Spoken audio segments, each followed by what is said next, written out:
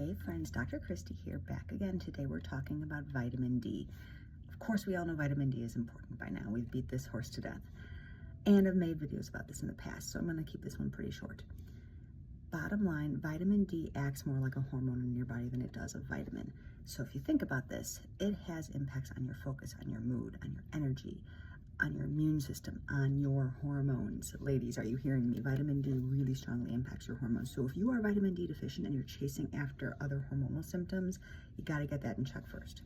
My personal perspective is that we really need to have an optimized level of vitamin D in the blood between 60 and 80. Sometimes a touch higher if you have autoimmune conditions, either in your family or if you're battling one yourself. Kind of the higher the better. Of course, you can have too much vitamin D. It's rare. I have never seen it in practice. But once you start pushing 100 or over 100 on blood tests, you can kind of cut back. That said, if you don't have a labeled vitamin D deficiency diagnosed by less than 30, I believe, is the standard medical cutoff, they don't diagnose you as deficient. And you're not optimized until you're at least at minimum 50, really closer to 60. So if you're somewhere in that 30 to 40 range, you are low. And I've even seen people as low as 9 before. If you're in the Chicago area, I really encourage you, please supplement with vitamin D at the very least between October and April. The latitude that we are at, we don't get vitamin D during that time. We just flat out don't. Now, if you live in Florida, totally different conversation.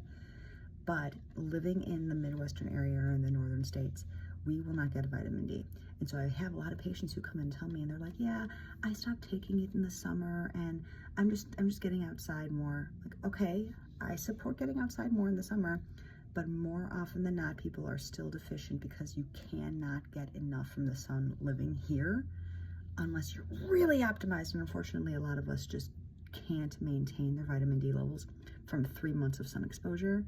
And even if you are getting 3 months of sun exposure, you're not naked walking around outside all the time. Your skin and your body and your absorption and your detoxification, all these pathways and enzymes in your skin, all these things have to be optimized so that you can convert vitamin D in your skin to the active form so that it can actually be useful.